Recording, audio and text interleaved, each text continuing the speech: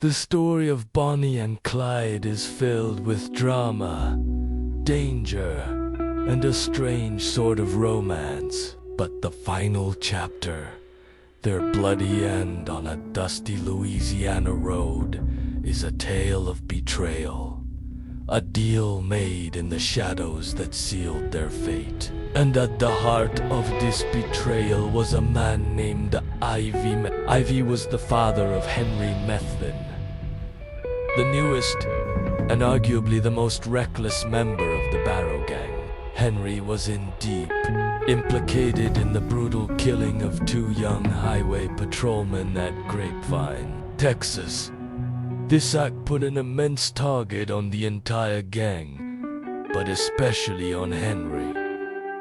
The law, led by the tenacious former Texas Ranger Frank Hammer, saw an opening. They knew that a parent's love or fear could be a powerful leap. Behind the scenes, a tense negotiation began. Hammer and his posse approached Ivy Methvin with a deal that was impossible to refuse. They offered a full pardon for his son, Henry, wiping his slate clean of all crimes, including the Grapevine murders. All Ivy had to do was deliver Bonnie and Clyde, for a father facing the very real possibility of his son get in the electric chair.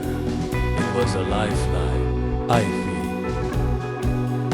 agreed. The betrayer's handshake was made, and the trap was set. The plan was simple, yet devious. Ivy would pretend his truck had broken down on a rural road near his home in Bienville Parish, Louisiana. He knew Clyde would never pass up a chance to help a friend's father. It was a perfect lure, playing on Clyde's own code of loyalty. Code that was about to be used against him with deadly precision. Clyde Barrow, for all his cunning as an outlaw, completely misread the situation. He saw Ivy Methvin as family, the father of one of his own men. In his mind, stopping to help was not a choice. It was an obligation. He had no idea old man standing by the roadside was the Judas goat, leading them not to safety, but to slaughter. Clyde's trust, a rare commodity in his line of work, would be his fatal mistake. He saw a man in need, not the architect of his demise, but someone else felt a prickle of doubt. Bonnie Parker, her intuition, often called the second sight by those who knew her, was screaming that something was wrong. She had a sixth sense for danger, a feeling that had saved them numerous times before. As they approached the seemingly broken down truck, she reportedly sensed the trap. She may have voiced her concerns, a desperate warning to Clyde, but this time her premonition was ignored. Clyde, focused on helping Ivy, pushed aside her fears. It was a decision that would cost them everything. With the deal in place and the bait ready, the lawmen prepared their ambush. On the morning of May 23, 1934, 6 officers, including Frank Hammer and local Sheriff Henderson Jordan,